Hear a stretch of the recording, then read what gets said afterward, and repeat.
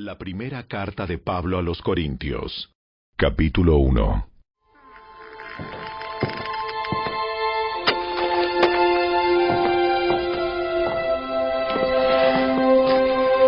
Yo, Pablo, elegido por la voluntad de Dios para ser un apóstol de Cristo Jesús, escribo esta carta junto con nuestro hermano Sóstenes. Va dirigida a la iglesia de Dios en Corinto, a ustedes que han sido llamados por Dios para ser su pueblo santo. Él los hizo santos por medio de Cristo Jesús, tal como lo hizo con todos los que en todas partes invocan el nombre de nuestro Señor Jesucristo, Señor de ellos y de nosotros. Que Dios, nuestro Padre, y el Señor Jesucristo les den gracia y paz. Siempre doy gracias a mi Dios por ustedes y por los dones inmerecidos que les dio ahora que pertenecen a Cristo Jesús. Por medio de Él, Dios ha enriquecido la iglesia de ustedes en todo sentido, con toda la elocuencia y todo el conocimiento que tienen. Eso confirma que es verdad lo que les dije acerca de Cristo. Ahora tienen todos los dones espirituales que necesitan, mientras esperan con anhelo el regreso de nuestro Señor Jesucristo. Él los mantendrá firmes hasta el final, para que estén libres de toda culpa el día que nuestro Señor Jesucristo vuelva. Dios lo hará, porque Él es fiel para hacer lo que dice, y los ha invitado a que tengan comunión con su Hijo, Jesucristo, nuestro Señor. Amados hermanos, les ruego por la autoridad de nuestro Señor Jesucristo que vivan en armonía los unos con los otros, que no haya divisiones en la iglesia. Por el contrario, sean todos de un mismo parecer, unidos en pensamiento y propósito. Pues algunos de la casa de Cloé me contaron de las peleas entre ustedes, mis amados hermanos. Algunos de ustedes dicen, yo soy seguidor de Pablo. Otros dicen, yo sigo a Apolos, o yo sigo a Pedro, o yo sigo únicamente a Cristo. ¿Acaso Cristo está dividido en facciones? ¿Fui yo, Pablo, crucificado por ustedes? ¿Fue alguno de ustedes bautizado en el nombre de Pablo? Por supuesto que no. Agradezco a Dios que no bauticé a ninguno de ustedes excepto a Crispo y a Gayo, porque ahora nadie puede decir que fue bautizado en mi nombre. Sí, también bauticé a los de la casa de Estéfanas, pero no recuerdo haber bautizado a nadie más. Pues Cristo no me envió a bautizar, sino a predicar la buena noticia, y no con palabras ingeniosas, por temor a que la cruz de Cristo perdiera su poder. El mensaje de la cruz es una ridiculez para los que van rumbo a la destrucción.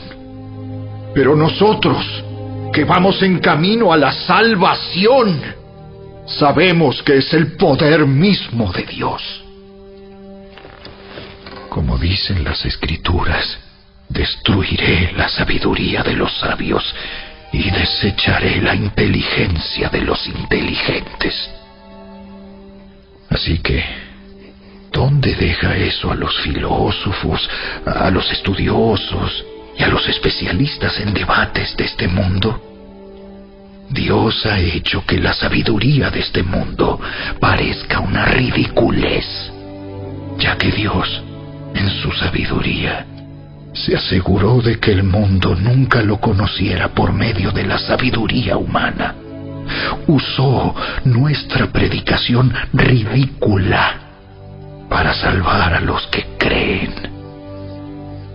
es ridícula para los judíos, que piden señales del cielo, y es ridícula para los griegos, que buscan la sabiduría humana. Entonces, cuando predicamos que Cristo fue crucificado, los judíos se ofenden y los gentiles dicen que son puras tonterías. Sin embargo, para los que Dios llamó a la salvación, tanto judíos como gentiles, Cristo es el poder de Dios y la sabiduría de Dios. Ese plan ridículo de Dios es más sabio que el más sabio de los planes humanos, y la debilidad de Dios es más fuerte que la mayor fuerza humana. Recuerden, amados hermanos, que pocos de ustedes eran sabios a los ojos del mundo, o poderosos, o ricos, cuando Dios los llamó. En cambio, Dios eligió lo que el mundo considera ridículo para avergonzar a los que se creen sabios, y escogió cosas que no tienen poder para avergonzar a los poderosos. Dios escogió lo despreciado por el mundo, lo que se considera como nada, y lo usó para convertir en nada lo que el mundo considera importante. Como resultado, nadie puede jamás jactarse en presencia de Dios. Dios los ha unido a ustedes con Cristo Jesús. Dios hizo que Él fuera la sabiduría misma para nuestro beneficio. Cristo nos hizo justos ante Dios, nos hizo puros y santos, y nos liberó del pecado. Por lo tanto, como dicen las Escrituras, si alguien quiere jactarse, que se jacte solamente del Señor.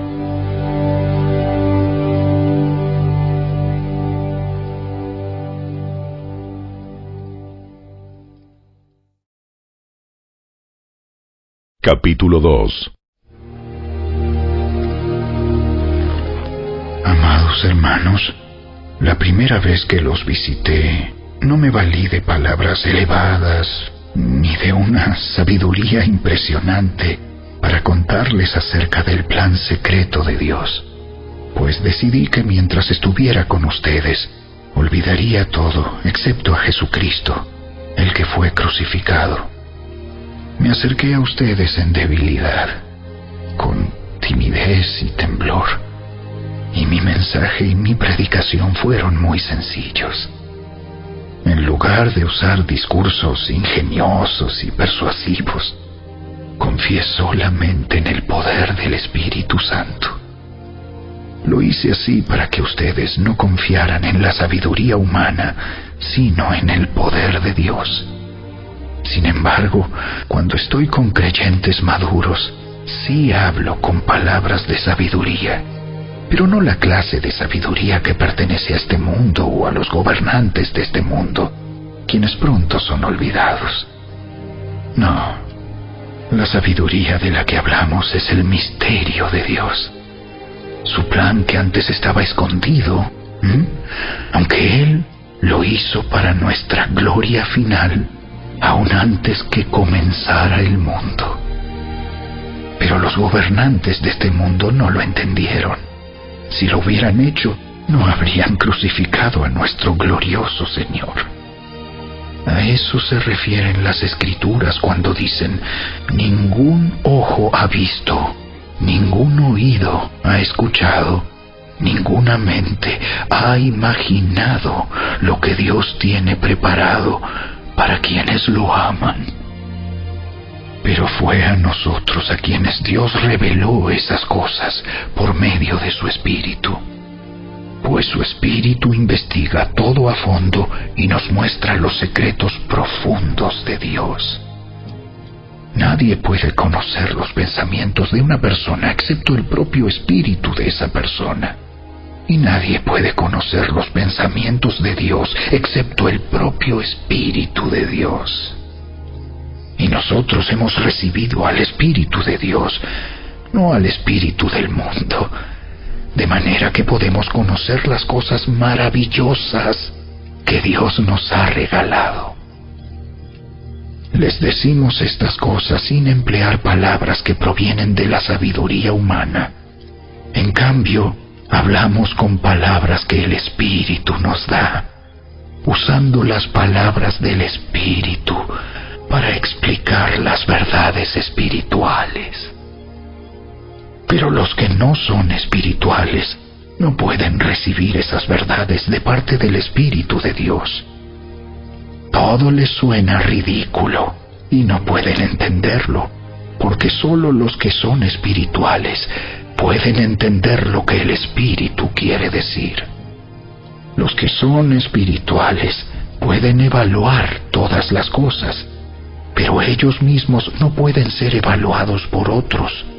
Pues, ¿quién puede conocer los pensamientos del Señor? ¿Quién sabe lo suficiente para enseñarle a Él? Pero nosotros entendemos estas cosas porque tenemos la mente de Cristo.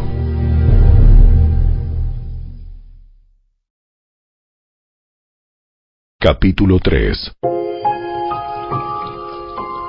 Amados hermanos, cuando estuve con ustedes, no pude hablarles como lo haría con personas espirituales. Tuve que hablarles como si pertenecieran a este mundo o como si fueran niños en Cristo. Tuve que alimentarlos con leche, no con alimento sólido, porque no estaban preparados para algo más sustancioso. Y aún no están preparados, porque todavía están bajo el control de su naturaleza pecaminosa. Tienen celos unos de otros y se pelean entre sí. ¿Acaso eso no demuestra que los controla su naturaleza pecaminosa? ¿No viven como la gente del mundo? Cuando uno de ustedes dice, yo soy seguidor de Pablo, y otro dice, yo sigo a Apolos, ¿no actúan igual que la gente del mundo? Después de todo, ¿quién es Apolos? ¿Quién es Pablo? Nosotros solo somos siervos de Dios, mediante los cuales ustedes creyeron la buena noticia. Cada uno de nosotros hizo el trabajo que el Señor nos encargó. Yo planté la semilla en sus corazones y Apolos la regó, pero fue Dios quien la hizo crecer. No importa quién planta o quién riega. Lo importante es que Dios hace crecer la semilla. El que planta y el que riega trabajan en conjunto con el mismo propósito, y cada uno será recompensado por su propio arduo trabajo. Pues ambos somos trabajadores de Dios, y ustedes son el campo de cultivo de Dios, son el edificio de Dios.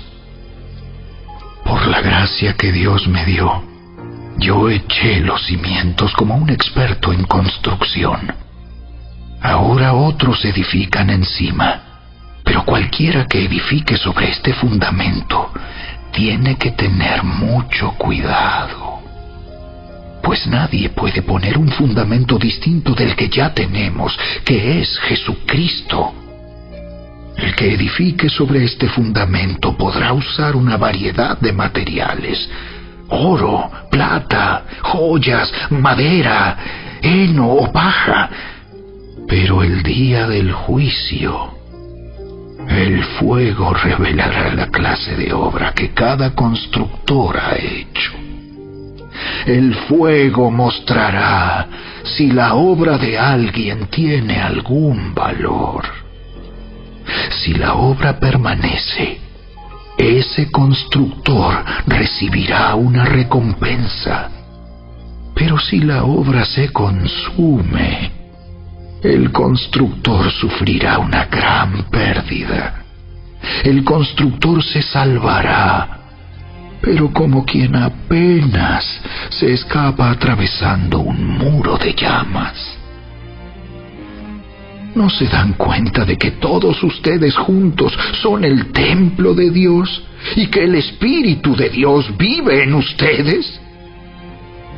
Dios destruirá a cualquiera que destruya este templo, pues el templo de Dios es santo y ustedes son este templo. Dejen de engañarse a sí mismos. Si piensan que son sabios de acuerdo con los criterios de este mundo, necesitan volverse necios para ser verdaderamente sabios. Pues la sabiduría de este mundo es necedad para Dios. Como dicen las Escrituras, Él atrapa a los sabios en la trampa de su propia astucia. Y también el Señor conoce los pensamientos de los sabios, sabe que no valen nada. Así que no se jacten de seguir a un líder humano en particular, pues a ustedes les pertenece todo, ya sea Pablo, o Apolos, o Pedro, o el mundo, o la vida y la muerte, o el presente y el futuro. Todo les pertenece a ustedes, y ustedes pertenecen a Cristo, y Cristo pertenece a Dios.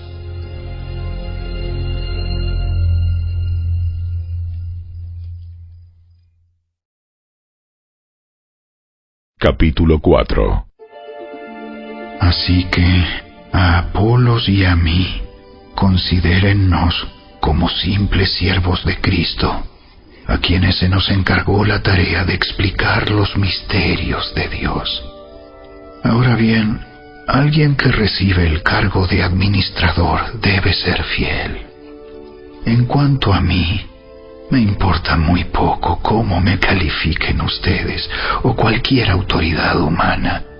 Ni siquiera confío en mi propio juicio en este sentido. Tengo la conciencia limpia, pero eso no demuestra que yo tenga razón. Es el Señor mismo quien me evaluará y tomará la decisión. Así que no juzguen a nadie antes de tiempo, es decir, antes de que el Señor vuelva, pues Él sacará a la luz nuestros secretos más oscuros y revelará nuestras intenciones más íntimas. Entonces Dios le dará a cada uno el reconocimiento que le corresponda. Amados hermanos, puse el caso de Apolos y el mío propio como ilustración de lo que les vengo diciendo. Si prestan atención a lo que les cité de las Escrituras, no estarán orgullosos de uno de sus líderes a costa de otro. Pues, ¿qué derecho tienen a juzgar así? ¿Qué tienen que Dios no les haya dado? Y si todo lo que tienen proviene de Dios, ¿por qué se jactan como si no fuera un regalo? Ustedes piensan que ya tienen todo lo que necesitan. Creen que ya son ricos. Hasta han comenzado a reinar sin nosotros en el reino de Dios. Yo desearía que en verdad ya estuvieran reinando, porque entonces nosotros estaríamos reinando con ustedes. A veces pienso que a nosotros, los apóstoles, Dios nos puso en exhibición como prisioneros de guerra al final del desfile del vencedor, condenados a muerte. Nos hemos convertido en un espectáculo para el mundo entero, tanto para la gente como para los ángeles. Nuestra entrega a Cristo nos hace parecer tontos. En cambio, ustedes afirman ser tan sabios en Cristo. nosotros somos débiles. Pero ustedes son tan poderosos. A ustedes los estiman. A nosotros nos ridiculizan. Incluso ahora mismo pasamos hambre y tenemos sed, y nos falta ropa para abrigarnos. A menudo somos golpeados y no tenemos casa. Nos cansamos trabajando con nuestras manos para ganarnos la vida. Bendecimos a los que nos maldicen. Somos pacientes con los que nos maltratan. Respondemos con gentileza cuando dicen cosas malas de nosotros. Aún así, se nos trata como la basura del mundo, como el desperdicio de todos, hasta este preciso momento. No les escribo estas cosas para avergonzarlos, sino para advertirles como mis amados hijos, pues aunque tuvieran 10,000 maestros que les enseñaran acerca de Cristo, tienen solo un Padre espiritual, pues me convertí en su Padre en Cristo Jesús cuando les prediqué la buena noticia. Así que les ruego que me imiten. Por esa razón, les envié a Timoteo, mi fiel y amado hijo en el Señor. Él les recordará la manera en que sigo a Cristo Jesús, así como lo enseño en todas las iglesias, en todas partes. Algunos de ustedes se han vuelto arrogantes al pensar que no volveré a visitarlos, pero iré, y pronto, si el Señor me lo permite. Y entonces comprobaré si esos arrogantes solo dan discursos pretenciosos o de verdad tienen el poder de Dios. Pues el reino de Dios no consiste en las muchas palabras, sino en vivir por el poder de Dios. ¿Qué prefieren? ¿Que llegue con una vara para castigarlos? ¿O que vaya con amor y un espíritu amable?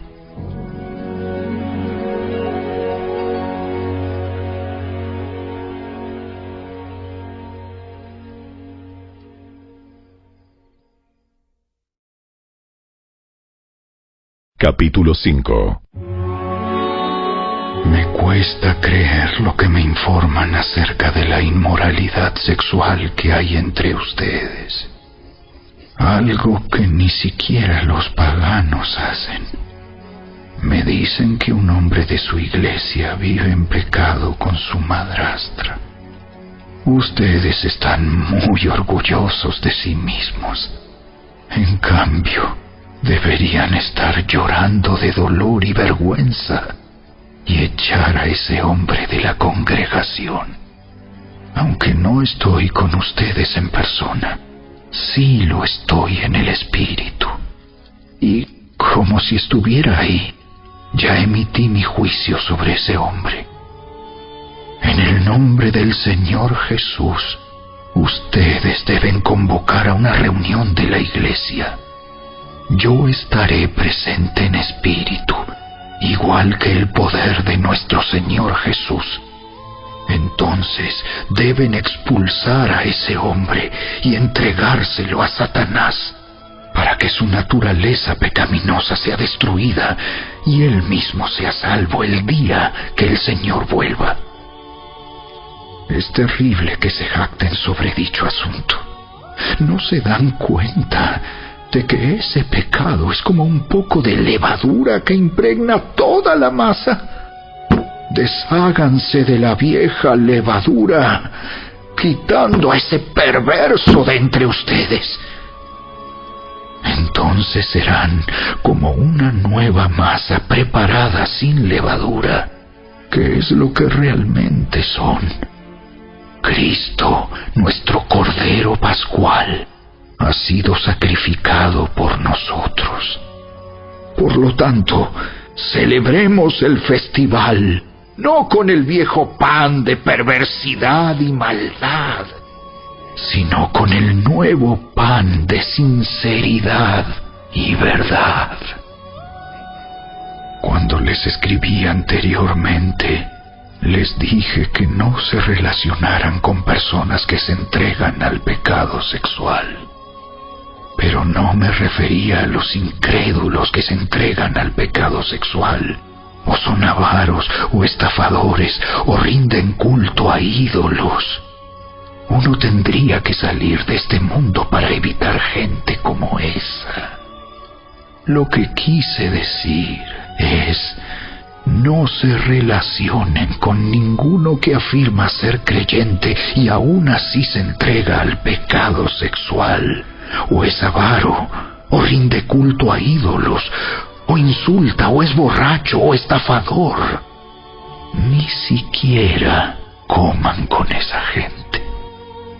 No es mi deber juzgar a los de afuera, pero sí es responsabilidad de ustedes juzgar a los que son de la iglesia y están en pecado. Dios juzgará a los de afuera, pero como dicen las Escrituras, quiten al malvado de entre ustedes.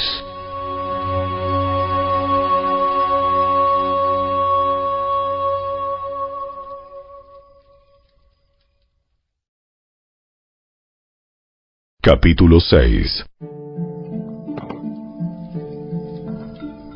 Cuando uno de ustedes tiene un conflicto con otro creyente, ¿cómo se atreve a presentar una demanda y a pedirle a un tribunal secular que decida sobre el asunto, en lugar de llevarlo ante otros creyentes? ¿No se dan cuenta de que algún día nosotros los creyentes juzgaremos al mundo? Y dado que ustedes van a juzgar al mundo, ¿no son capaces de resolver esas pequeñas cuestiones entre ustedes? ¿No se dan cuenta de que juzgaremos a los ángeles? Así que deberían ser capaces de resolver los conflictos comunes y corrientes que ocurren en esta vida. Si tienen conflictos legales acerca de tales asuntos, ¿por qué acuden a jueces que son de afuera y no son respetados por la iglesia? Digo esto para que se avergüencen. No hay nadie en toda la iglesia con suficiente sabiduría para decidir sobre esos temas. En cambio, un creyente demanda a otro, justo frente a los incrédulos. El hecho de que tengan semejantes demandas legales unos contra otros es en sí una derrota para ustedes. ¿Por qué mejor no aceptar la injusticia y dejar el asunto como está? ¿Por qué no se dejan estafar? En cambio, son ustedes mismos los que hacen lo malo y estafan aún a sus propios hermanos en Cristo. ¿No se dan cuenta de que los que hacen lo malo no heredarán el reino de Dios? No se engañen a sí mismos. Los que se entregan al pecado sexual, o rinden culto a ídolos, o cometen adulterio, o son prostitutos, o practican la homosexualidad, o son ladrones, o avaros, o borrachos, o insultan o estafan a la gente, ninguno de esos heredará el reino de Dios. Algunos de ustedes antes eran así, pero fueron limpiados, fueron hechos santos, fueron hechos justos ante Dios al invocar el nombre del Señor Jesucristo y por el Espíritu de nuestro Dios.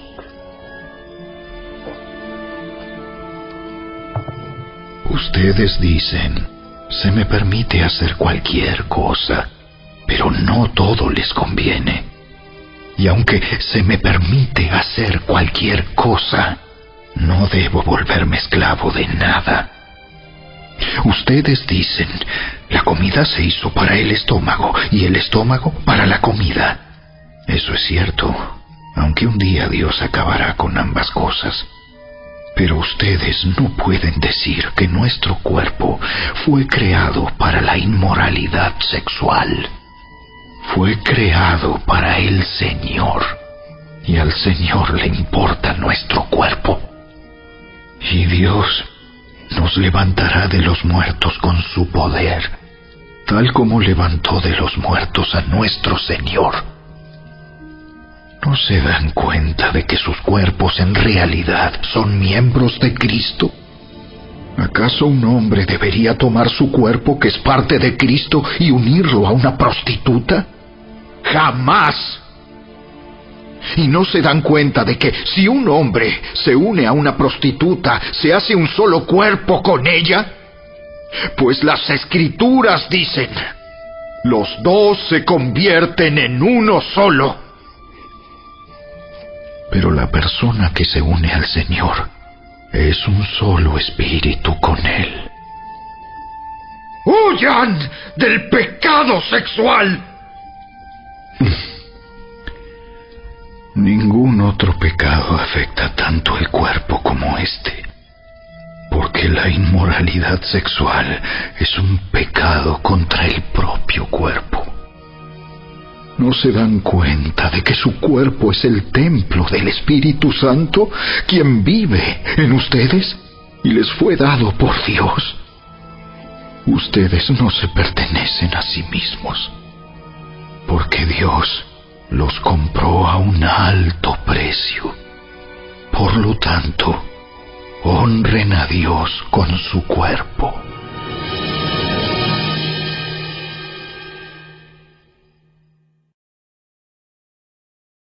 Capítulo 7. Ahora, en cuanto a las preguntas que me hicieron en su carta, es cierto que es bueno abstenerse de tener relaciones sexuales. Sin embargo, dado que hay tanta inmoralidad sexual, cada hombre debería tener su propia esposa y cada mujer su propio marido. El esposo debe satisfacer las necesidades sexuales de su esposa, y la esposa debe satisfacer las necesidades sexuales de su marido. La esposa le da la autoridad sobre su cuerpo a su marido, y el esposo le da la autoridad sobre su cuerpo a su esposa.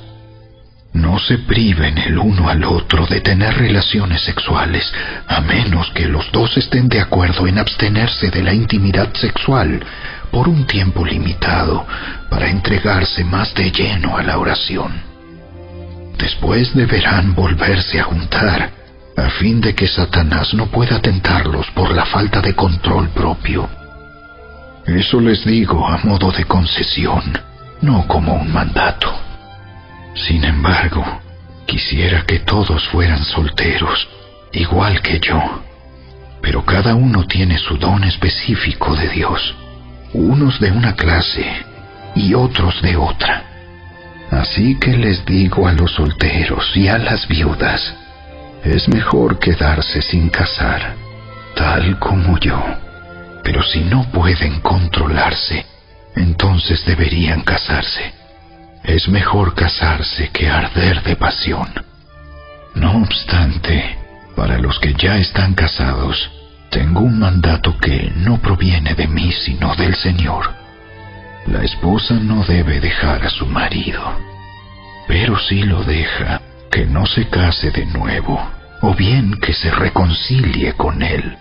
Y el marido no debe dejar a su esposa. Ahora me dirigiré al resto de ustedes, aunque no tengo un mandato directo del Señor. Si un creyente está casado con una mujer que no es creyente y ella está dispuesta a seguir viviendo con él, no debe abandonarla.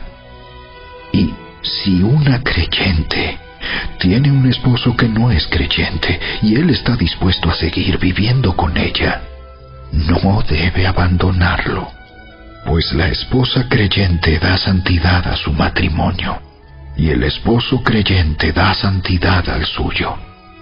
De otro modo, sus hijos no serían santos, pero ahora son santos. En cambio, si el esposo o la esposa que no es creyente insiste en irse, dejen que se vaya. En esos casos el cónyuge creyente ya no está ligado al otro, porque Dios los ha llamado a ustedes a vivir en paz. ¿Acaso ustedes, esposas, no se dan cuenta de que sus maridos podrían ser salvos a causa de ustedes? Y ustedes, esposos, ¿no se dan cuenta de que sus esposas podrían ser salvas a causa de ustedes? Cada uno debería seguir viviendo en la situación que el Señor lo haya puesto y permanecer tal como estaba cuando Dios lo llamó por primera vez. Esa es mi regla para todas las iglesias. Por ejemplo, un hombre que se circuncidó antes de llegar a ser creyente no debería tratar de revertir su condición. Y el hombre que no estaba circuncidado cuando llegó a ser creyente no debería circuncidarse ahora, pues no tiene importancia si un hombre ha sido o no circuncidado. Lo importante es cumplir los mandamientos de Dios. Cada uno debería permanecer tal como estaba cuando Dios lo llamó. ¿Eres un esclavo? No dejes que eso te preocupe. Sin embargo, si tienes la oportunidad de ser libre, aprovéchala.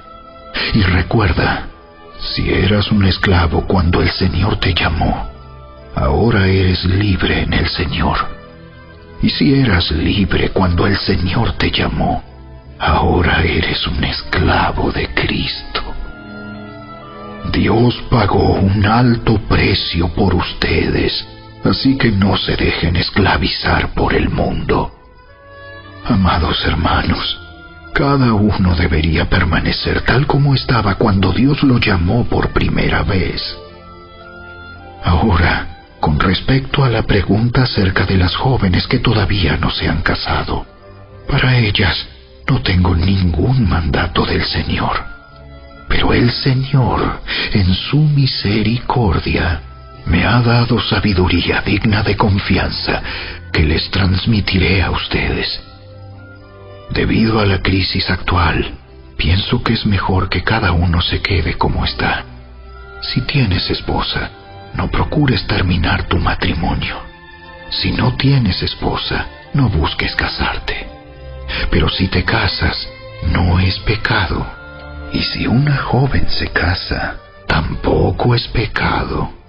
Sin embargo, los que se casen en este tiempo tendrán problemas, y estoy tratando de evitárselos. Déjenme decirles lo siguiente, amados hermanos.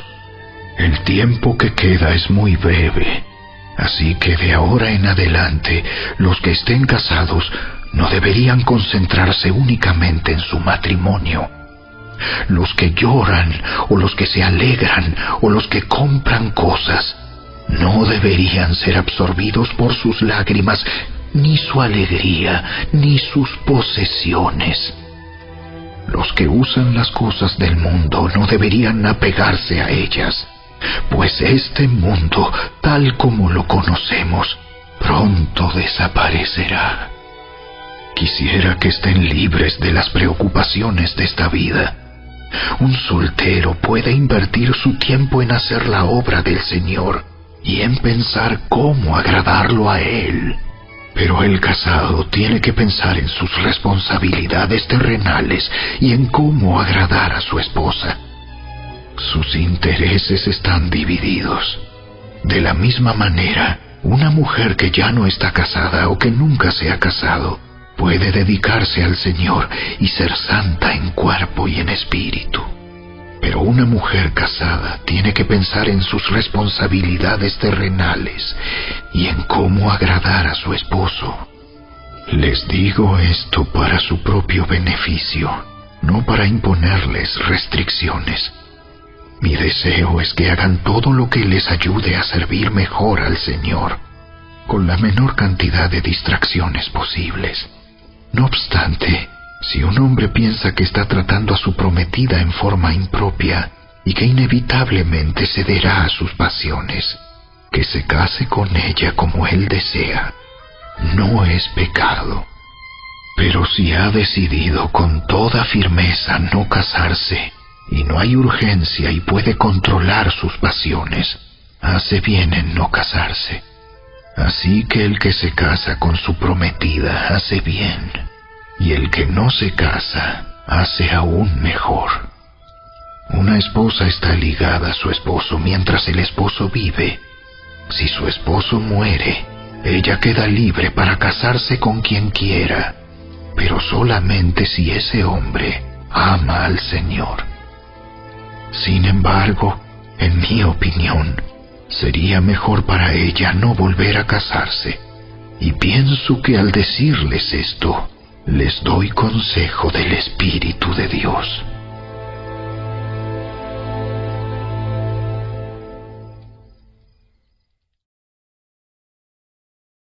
Capítulo 8. Ahora, con respecto a la pregunta acerca de la comida que ha sido ofrecida a ídolos, es cierto, sabemos que todos tenemos conocimiento sobre este tema. Sin embargo, mientras que el conocimiento nos hace sentir importantes, es el amor lo que fortalece a la Iglesia. El que afirma que lo sabe todo, en realidad, no es que sepa mucho. Pero la persona que ama a Dios es a quien Dios reconoce. Entonces, ¿qué acerca de comer carne ofrecida a ídolos? Pues sabemos que un ídolo no es en verdad un Dios, y que hay solo un Dios.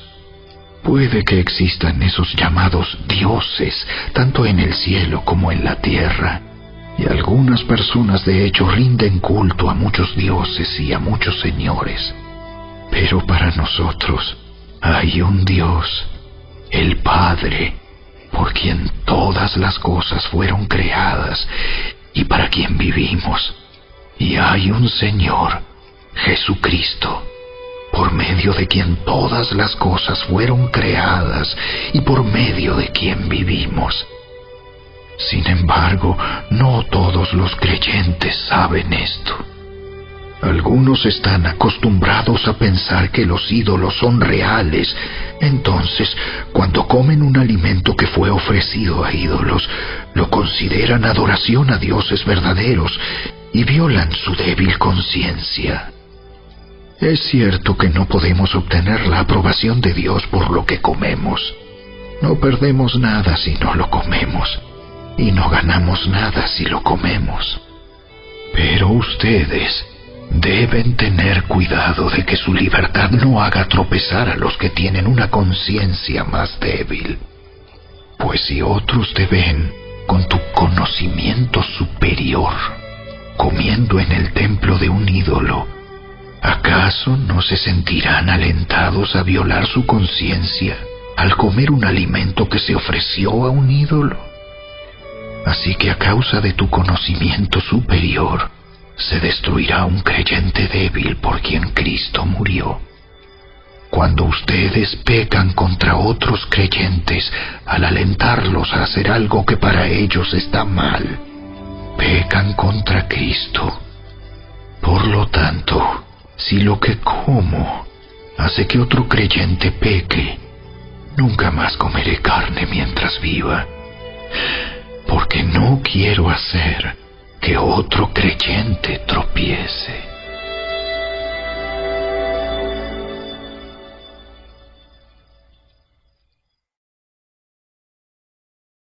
Capítulo 9. ¿Acaso no soy tan libre como cualquier otro? ¿No soy apóstol? ¿No he visto a Jesús nuestro Señor con mis propios ojos? ¿No es gracias a mi trabajo que ustedes pertenecen al Señor? Aunque otros piensen que no soy apóstol, ciertamente para ustedes lo soy. Ustedes mismos son la prueba de que soy apóstol del Señor.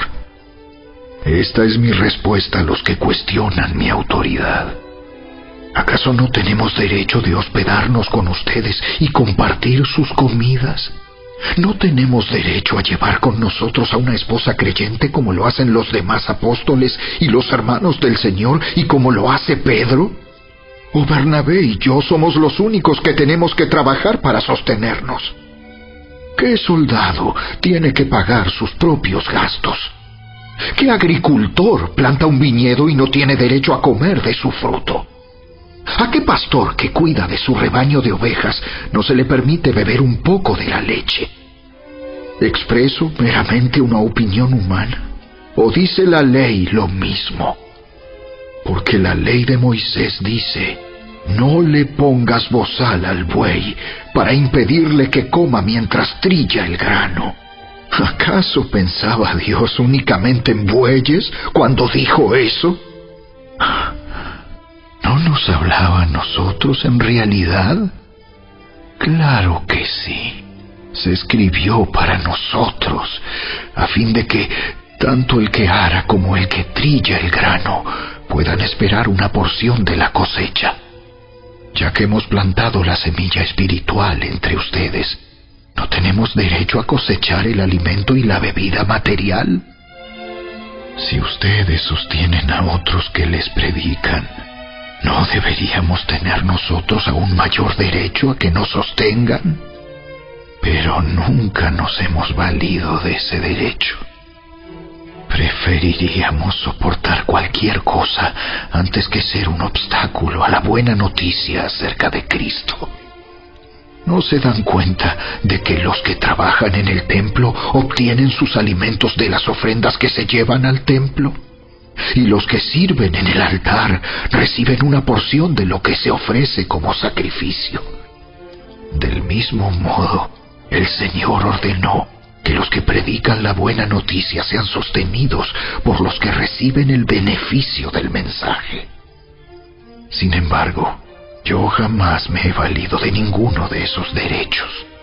Y no escribo esto para sugerir que es mi deseo comenzar a hacerlo ahora. De hecho, preferiría morir antes que perder mi derecho a jactarme de predicar sin cobrar. Sin embargo, predicar la buena noticia no es algo de lo que pueda jactarme. Estoy obligado por Dios a hacerlo. Qué terrible sería para mí si no predicara la buena noticia. Si lo hiciera por mi propia iniciativa, merecería que me paguen, pero no tengo opción, porque Dios me ha encomendado este deber sagrado. ¿Cuál es entonces mi paga? Es la oportunidad de predicar la buena noticia sin cobrarle a nadie. Por esa razón, nunca reclamo mis derechos cuando predico la buena noticia. A pesar de que soy un hombre libre y sin amo, me he hecho esclavo de todos para llevar a muchos a Cristo. Cuando estaba con los judíos, vivía como un judío para llevar a los judíos a Cristo. Cuando estaba con los que siguen la ley judía, yo también vivía bajo esa ley. A pesar de que no estoy sujeto a la ley, me sujetaba a ella para poder llevar a Cristo a los que están bajo la ley. Cuando estoy con los gentiles, quienes no siguen la ley judía, yo también vivo independiente de esa ley para poder llevarlos a Cristo. Pero no ignoro la ley de Dios. Obedezco la ley de Cristo. Cuando estoy con los que son débiles, me hago débil con ellos, porque deseo llevar a los débiles a Cristo. Sí, con todos trato de encontrar algo que tengamos en común, y hago todo lo posible para salvar a algunos. Hago lo que sea para difundir la buena noticia y participar de sus bendiciones. ¿No se dan cuenta de que en una carrera todos corren, pero solo una persona se lleva el premio? Así que corran para ganar. Todos los atletas se entrenan con disciplina. Lo hacen para ganar un premio que se desvanecerá. Pero nosotros lo hacemos por un premio eterno. Por eso yo corro cada paso con propósito. No solo doy golpes al aire, disciplino mi cuerpo como lo hace un atleta. Lo entreno para que haga lo que debe hacer. De lo contrario, temo que después de predicarles a otros, yo mismo quede descalificado.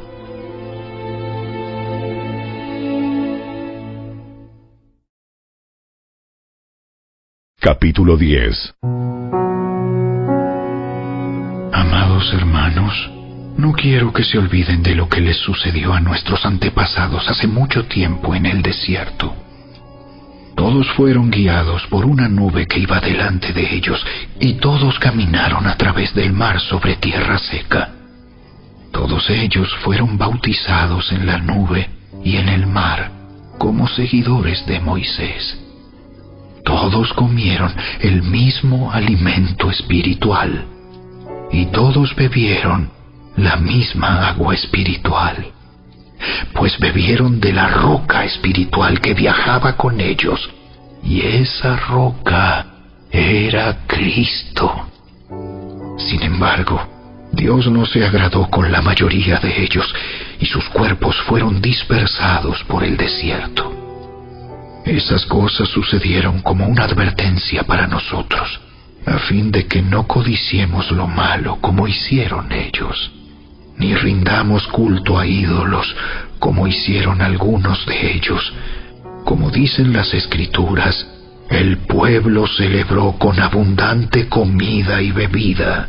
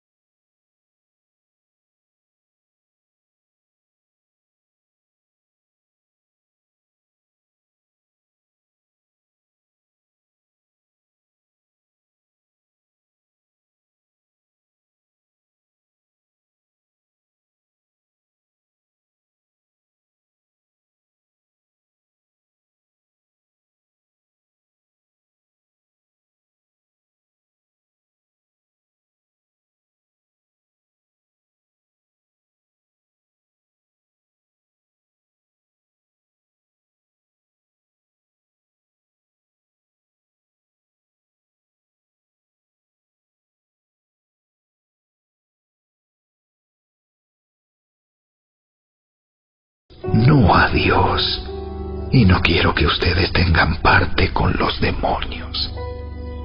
Ustedes no pueden beber de la copa del Señor y también de la copa de los demonios. No pueden comer de la mesa del Señor y también de la mesa de los demonios. ¿Qué?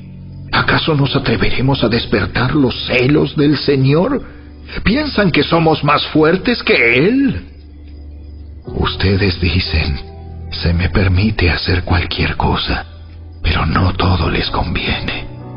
Dicen, se me permite hacer cualquier cosa, pero no todo trae beneficio. No se preocupen por su propio bien, sino por el bien de los demás. Así que pueden comer cualquier carne que se venda en el mercado, sin preguntar nada por motivos de conciencia, pues la tierra es del Señor y todo lo que hay en ella. Si alguien que no es creyente los invita a cenar a su casa, acepten la invitación si desean. Coman todo lo que les ofrezcan, sin preguntar nada por motivos de conciencia. Pero supongamos que alguien les dice, esta carne se ofreció a un ídolo. No la coman, por respeto a la conciencia del que lo dijo. Tal vez no sea una cuestión de conciencia para ustedes, pero lo es para la otra persona. Pues ¿por qué tendría que ser restringida mi libertad por lo que piensa otra persona? Si puedo darle gracias a Dios por la comida y disfrutarla, ¿por qué debería ser condenado por comerla? Así que, sea que coman o beban o cualquier otra cosa que hagan, háganlo todo para la gloria de Dios. No ofendan a los judíos, ni a los gentiles, ni a la iglesia de Dios. Yo también trato de complacer a todos en todo lo que hago. No hago solo lo que es mejor para mí. Hago lo que es mejor para otros, a fin de que muchos sean salvos.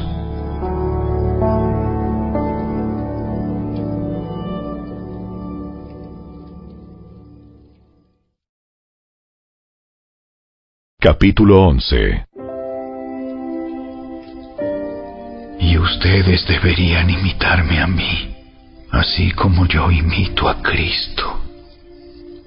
Cuánto me alegro de que ustedes siempre me tienen en sus pensamientos y de que siguen las enseñanzas que les transmití. Pero hay algo que quiero que sepan. La cabeza de todo hombre es Cristo. La cabeza de la mujer es el hombre y la cabeza de Cristo es Dios. El hombre deshonra su cabeza si se cubre la cabeza mientras ora o profetiza. En cambio, la mujer deshonra su cabeza si ora o profetiza sin cubrirse la cabeza, porque es como si se la rapara. Efectivamente, si ella se niega a ponerse algo para cubrirse la cabeza, debería cortarse todo el cabello, ya que es vergonzoso que la mujer se corte el cabello o se rape la cabeza.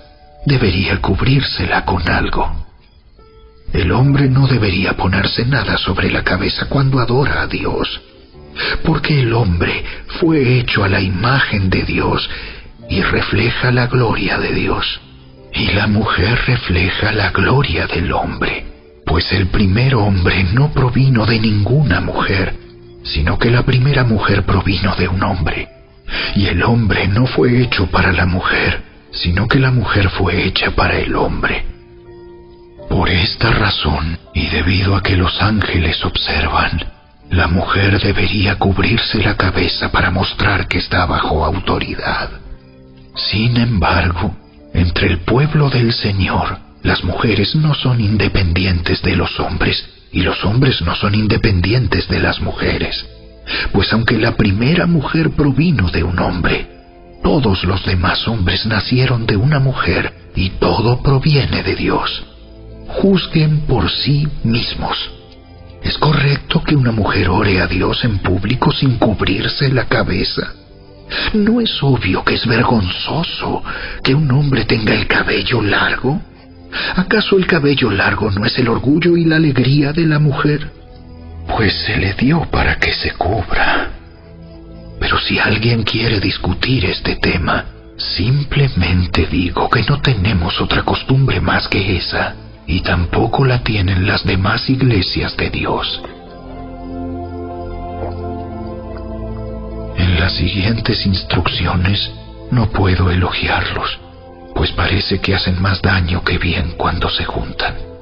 Primero, oigo que hay divisiones entre ustedes cuando se reúnen como iglesia, y hasta cierto punto lo creo. Así que, por supuesto que tiene que haber divisiones entre ustedes para que los que tienen la aprobación de Dios sean reconocidos.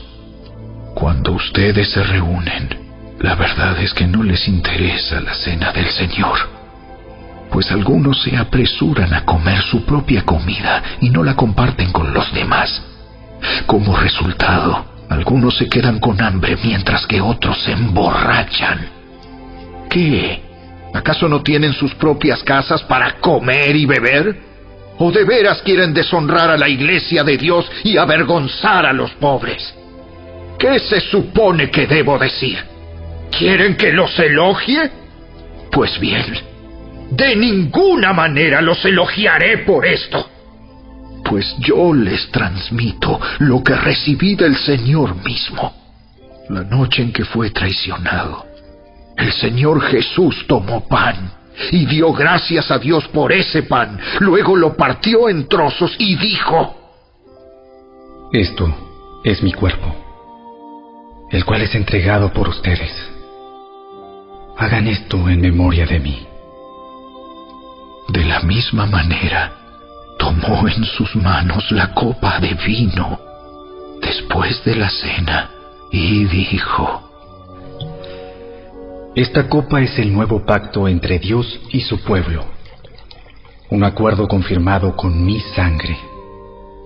Hagan esto en memoria de mí todas las veces que la beban, pues cada vez que coman este pan y beban de esta copa, anuncian la muerte del Señor hasta que Él vuelva.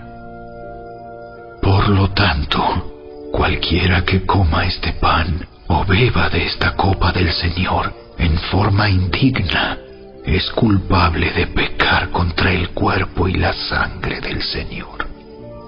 Por esta razón, cada uno debería examinarse a sí mismo antes de comer el pan y beber de la copa.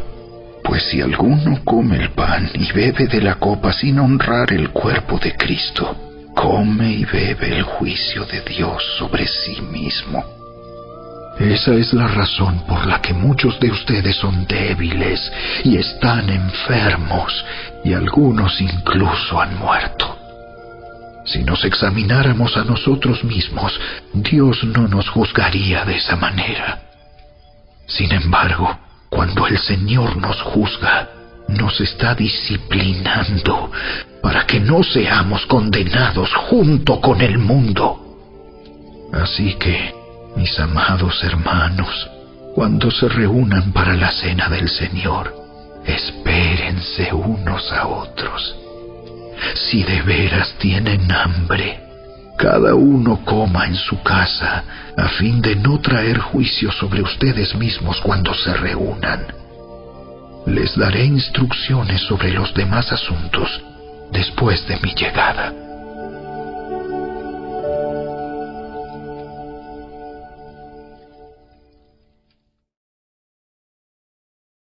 Capítulo 12.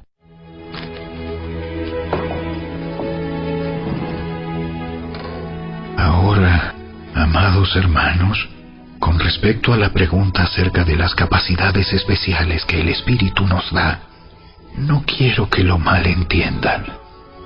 Ustedes saben que cuando todavía eran paganos, fueron llevados por mal camino y arrastrados a rendir culto a ídolos mudos. Por lo tanto, quiero que sepan que nadie que habla por el Espíritu de Dios maldice a Jesús.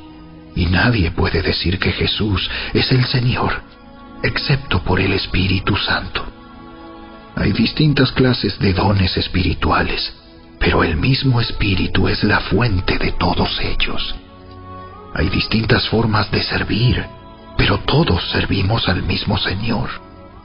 Dios trabaja de maneras diferentes, pero es el mismo Dios quien hace la obra en todos nosotros. A cada uno de nosotros se nos da un don espiritual para que nos ayudemos mutuamente. A uno el Espíritu le da la capacidad de dar consejos sabios, A otro, el mismo Espíritu le da un mensaje de conocimiento especial. A otro, el mismo Espíritu le da gran fe. Y a alguien más, ese único Espíritu, le da el don de sanidad. A uno le da el poder para hacer milagros. Y a otro, la capacidad de profetizar. A alguien más le da la capacidad de discernir si un mensaje es del Espíritu de Dios o de otro espíritu. Todavía a otro se le da la capacidad de hablar en idiomas desconocidos, mientras que a otro se le da la capacidad de interpretar lo que se está diciendo. Es el mismo y único Espíritu quien distribuye todos esos dones. Solamente Él decide qué don cada uno debe tener.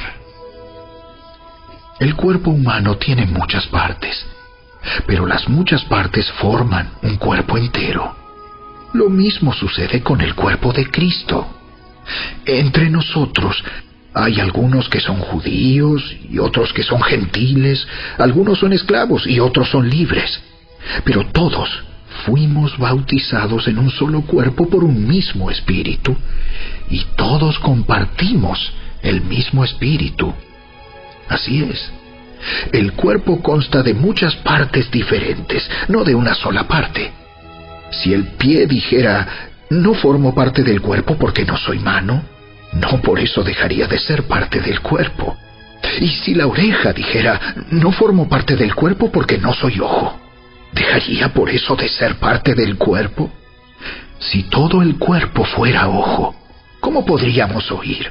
O si todo el cuerpo fuera oreja, ¿cómo podríamos oler? Pero nuestro cuerpo tiene muchas partes, y Dios ha puesto cada parte justo donde Él quiere. Qué extraño sería el cuerpo si tuviera solo una parte. Efectivamente, hay muchas partes, pero un solo cuerpo. El ojo nunca puede decirle a la mano, no te necesito. La cabeza tampoco puede decirle al pie, no te necesito. De hecho, algunas partes del cuerpo que parecerían las más débiles y menos importantes, en realidad son las más necesarias. Y las partes que consideramos menos honorables son las que vestimos con más esmero. Así que protegemos con mucho cuidado esas partes que no deberían verse, mientras que las partes más honorables no precisan esa atención especial. Por eso Dios ha formado el cuerpo de tal manera que se les dé más honor y cuidado a esas partes que tienen menos dignidad. Esto hace que haya armonía entre los miembros, a fin de que los miembros se preocupen los unos por los otros. Si una parte sufre, las demás partes sufren con ella. Y si a una parte se le da honra, todas las partes se alegran. Todos ustedes en conjunto son el cuerpo de Cristo, y cada uno de ustedes es parte de ese cuerpo. A continuación, hay algunas de las partes que Dios ha designado para la Iglesia. En primer lugar, los apóstoles. En segundo lugar, los profetas. En tercer lugar, los maestros. Luego, los que hacen milagros, los que tienen el don de sanidad, los que pueden ayudar a otros, los que tienen el don de liderazgo, los que hablan en idiomas desconocidos. ¿Acaso somos todos apóstoles? ¿Somos todos profetas? ¿Somos todos maestros? ¿Tenemos todos el poder de hacer milagros? ¿Tenemos todos el don de sanidad? ¿Tenemos todos la capacidad de hablar en idiomas desconocidos? ¿Tenemos todos la capacidad de interpretar idiomas desconocidos? Por supuesto que no. Por lo tanto, ustedes deberían desear encarecidamente los dones que son de más ayuda. Pero ahora déjenme mostrarles una manera de vida que supera a todas las demás.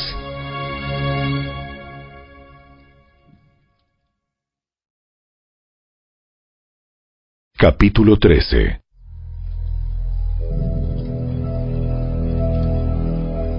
Si pudiera hablar todos los idiomas del mundo y de los ángeles, pero no amar a los demás. Yo... Capítulo 14.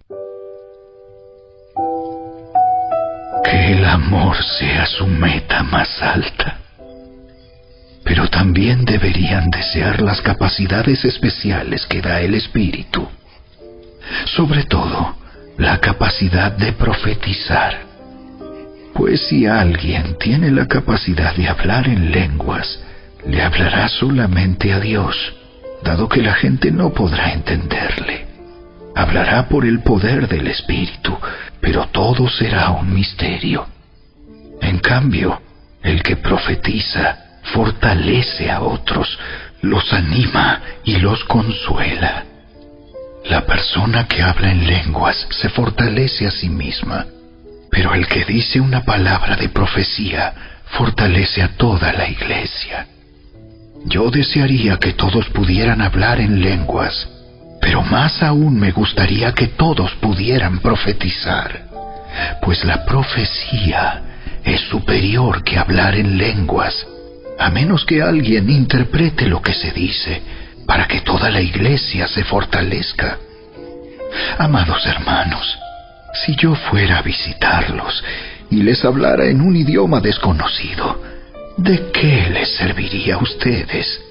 En cambio, si les llevo una revelación, o un conocimiento especial, o una profecía, o una enseñanza, eso sí les sería de ayuda.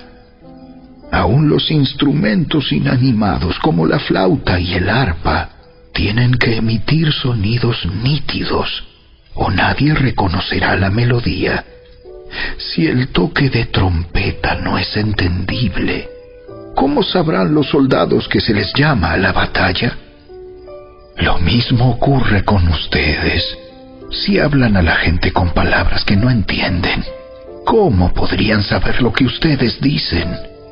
Sería igual que hablarle al viento. Hay muchos idiomas diferentes en el mundo y cada uno tiene significado. Pero si no entiendo un idioma, soy un extranjero para el que lo habla, y el que lo habla es un extranjero para mí. Lo mismo ocurre con ustedes. Ya que están tan deseosos de tener las capacidades especiales que da el Espíritu, procuren las que fortalecerán a toda la iglesia. Por lo tanto, el que habla en lenguas también debería pedir en oración la capacidad de interpretar lo que se ha dicho. Pues si oro en lenguas, mi espíritu ora, pero yo no entiendo lo que digo. ¿Qué debo hacer entonces? Oraré en el espíritu y también oraré con palabras que entiendo. Cantaré en el espíritu y también cantaré con palabras que entiendo. Pues si alabas a Dios solamente en el espíritu, ¿cómo podrán los que no te entienden alabar a Dios contigo? ¿Cómo podrán unirse a tus agradecimientos cuando no entienden lo que dices? Tú darás gracias muy bien, pero eso no fortalecerá a la gente que te oye. Yo le agradezco a Dios que hablo en lenguas más que cualquiera de ustedes, pero en una reunión de la iglesia, para ayudar a otros preferiría hablar 5 palabras comprensibles que 10,000 palabras en un idioma desconocido. Amados hermanos, no sean infantiles en su comprensión de estas cosas. Sean inocentes como bebés en cuanto a la maldad, pero maduros en la comprensión de asuntos como estos. En las Escrituras está escrito: hablaré a mi propio pueblo en idiomas extraños y mediante labios de extranjeros, pero aún así no me escucharán. Así que, como ven, el hablar en lenguas es una señal no para los creyentes, sino para los incrédulos. La profecía, sin embargo, es para el beneficio de los creyentes, no de los incrédulos. Aún así, Si los incrédulos o la gente que no entiende esas cosas entran en la reunión de la iglesia y oyen a todos hablando en un idioma desconocido, pensarán que ustedes están locos. Pero si todos ustedes están profetizando y los incrédulos o la gente que no entiende esas cosas entran en la reunión, serán convencidos de pecado y juzgados por lo que ustedes dicen.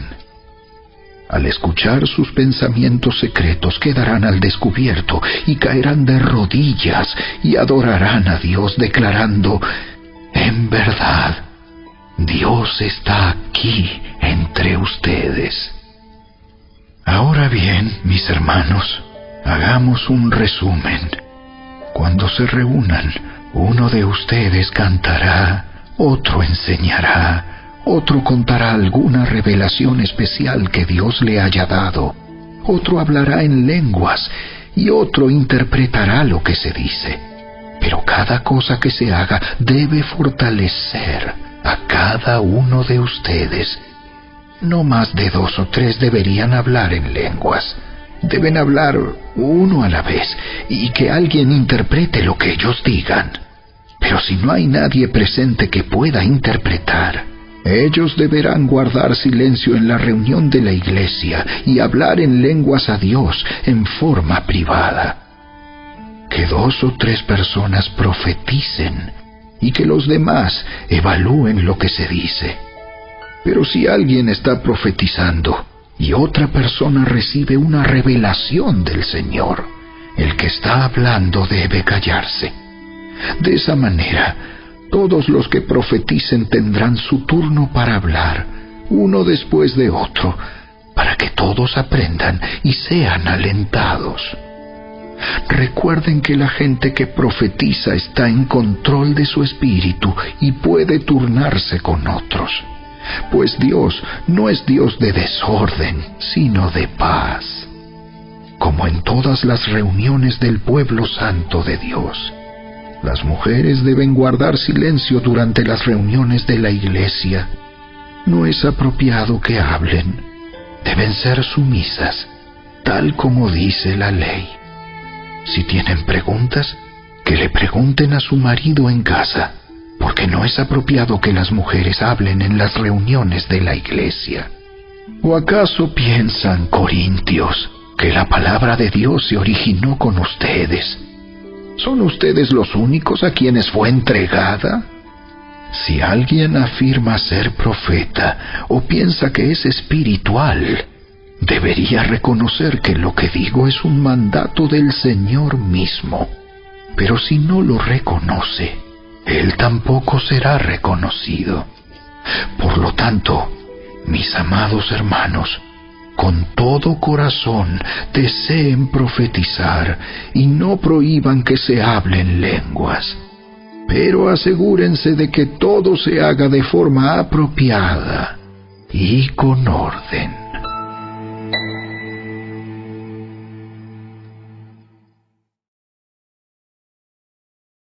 Capítulo 15.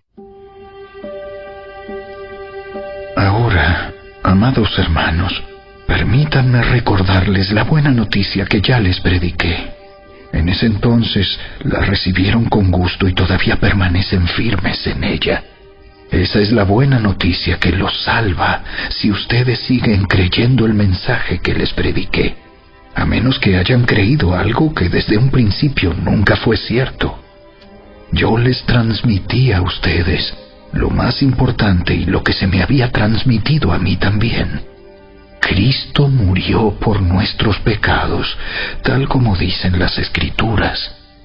Fue enterrado y al tercer día fue levantado de los muertos, tal como dicen las Escrituras. Lo vio Pedro y luego lo vieron los 12. Más tarde lo vieron más de 500 de sus seguidores a la vez, la mayoría de los cuales todavía viven, aunque algunos ya han muerto. Luego lo vio Santiago, y después lo vieron todos los apóstoles. Por último, como si hubiera nacido en un tiempo que no me correspondía, también lo vi yo. pues soy el más insignificante de todos los apóstoles. De hecho, ni siquiera soy digno de ser llamado apóstol, después de haber perseguido a la Iglesia de Dios como lo hice. Sin embargo, lo que ahora soy, todo se debe a que Dios derramó su favor especial sobre mí, y no sin resultados, pues he trabajado mucho más que cualquiera que los otros apóstoles. Pero no fui yo, sino Dios quien obraba a través de mí por su gracia.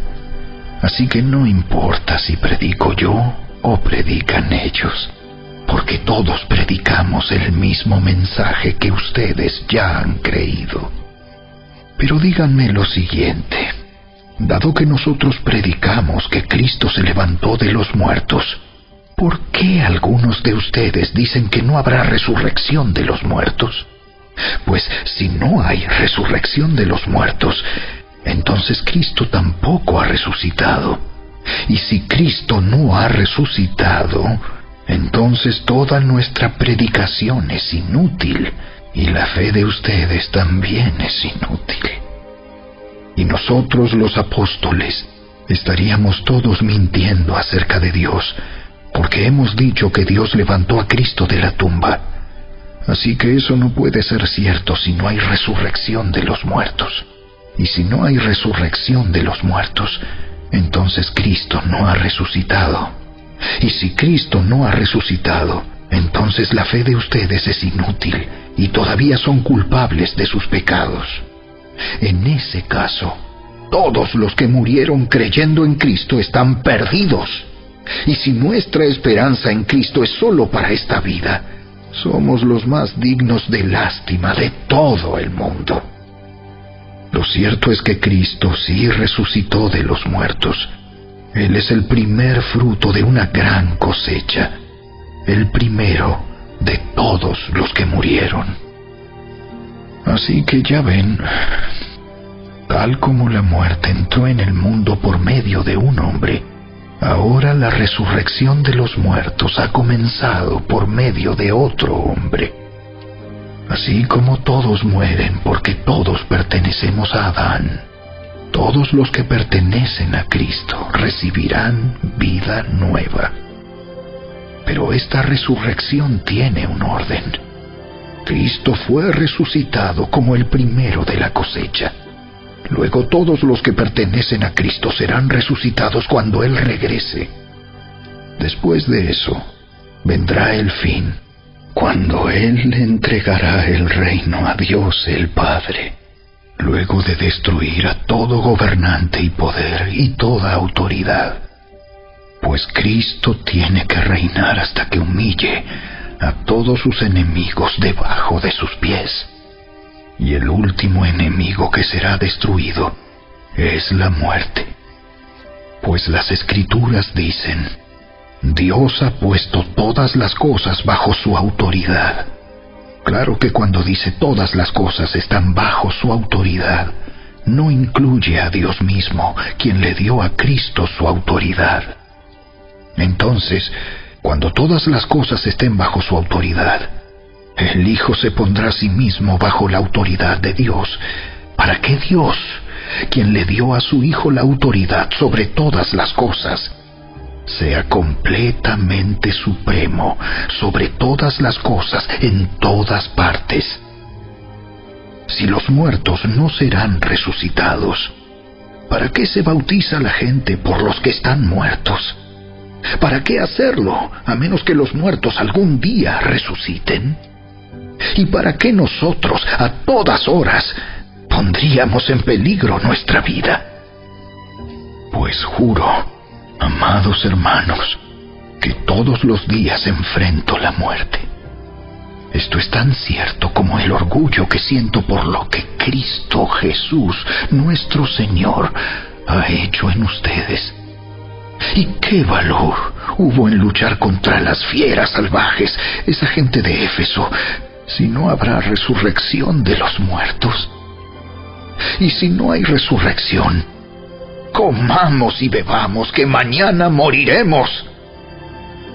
No se dejen engañar por los que dicen semejantes cosas, porque las malas compañías corrompen el buen carácter.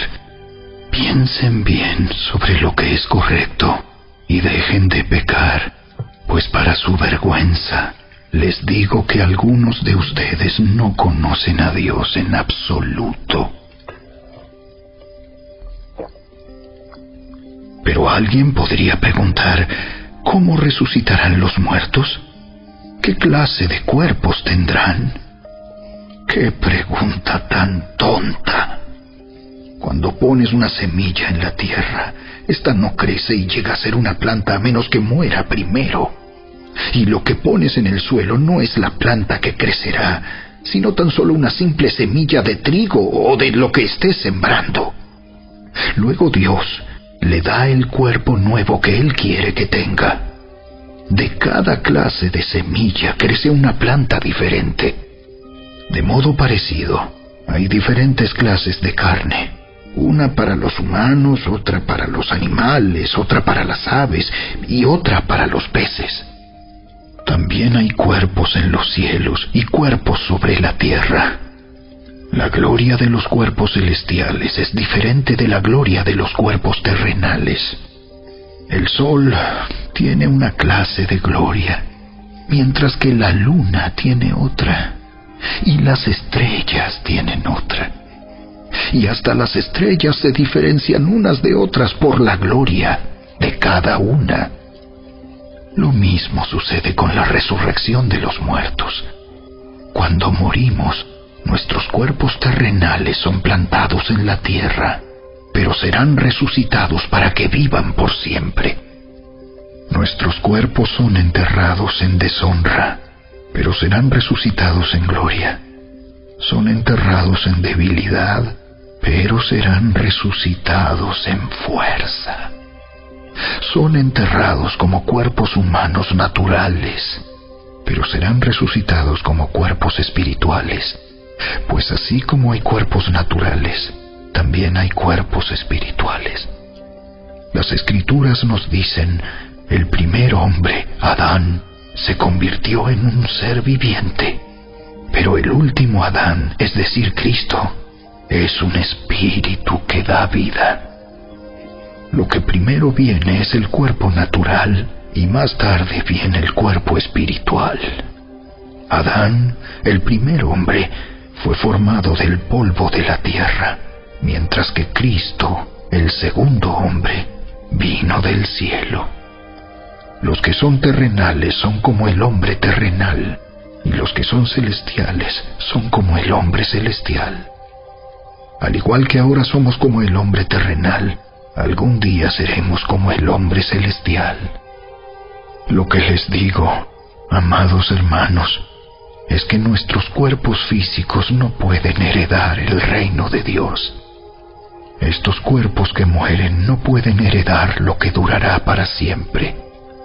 Pero permítanme revelarles un secreto maravilloso. No todos moriremos, pero todos seremos transformados. Sucederá en un instante, en un abrir y cerrar de ojos, cuando se toque la trompeta final. Pues cuando suene la trompeta, los que hayan muerto resucitarán para vivir por siempre. Y nosotros, los que estemos vivos, también seremos transformados, pues nuestros cuerpos mortales tienen que ser transformados en cuerpos que nunca morirán. Nuestros cuerpos mortales deben ser transformados en cuerpos inmortales. Entonces, cuando nuestros cuerpos mortales hayan sido transformados en cuerpos que nunca morirán, se cumplirá la siguiente escritura: la muerte es devorada en victoria. ¡Oh, muerte! ¿Dónde está tu victoria? ¡Oh, muerte! ¿Dónde está tu aguijón? Pues el pecado es el aguijón que termina en muerte, y la ley le da al pecado su poder. Pero gracias a Dios, Él nos da la victoria sobre el pecado y la muerte por medio de nuestro Señor Jesucristo. Por lo tanto, mis amados hermanos, permanezcan fuertes y constantes. Trabajen siempre para el Señor con entusiasmo, porque ustedes saben que nada de lo que hacen para el Señor es inútil.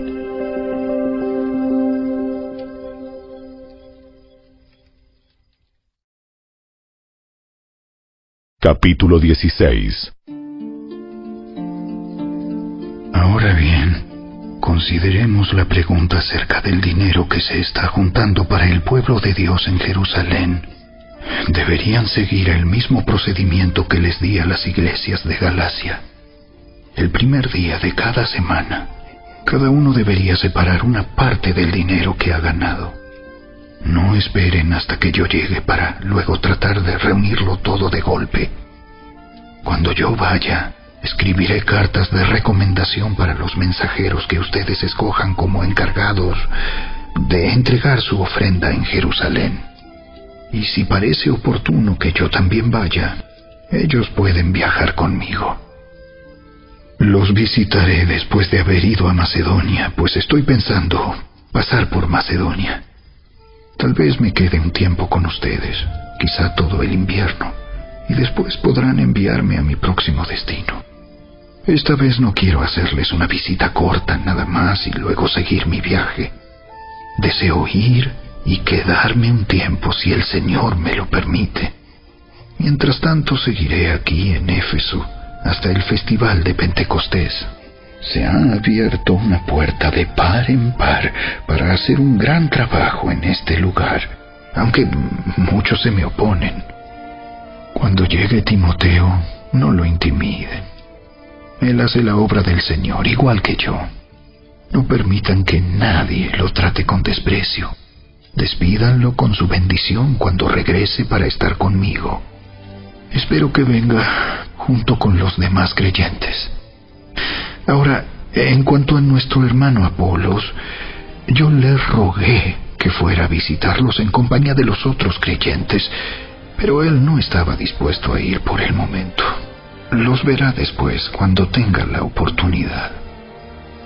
Estén alerta, permanezcan firmes en la fe, sean valientes, sean fuertes y hagan todo con amor. Ustedes ya saben que Estéfanas y los de su casa fueron los primeros frutos de la cosecha de creyentes en Grecia, y ellos tienen su vida puesta al servicio del pueblo de Dios.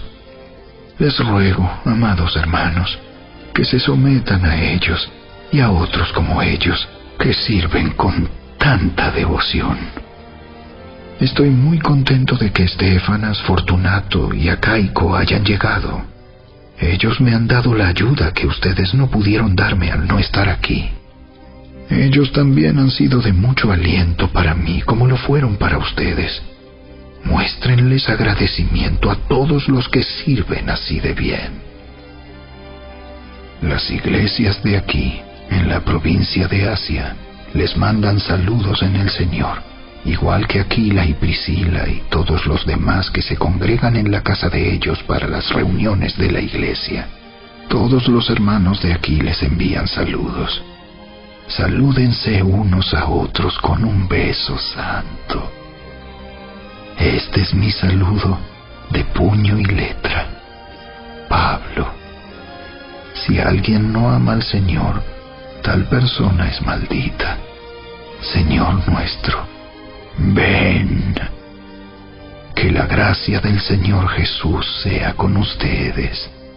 Mi amor a todos ustedes en Cristo Jesús.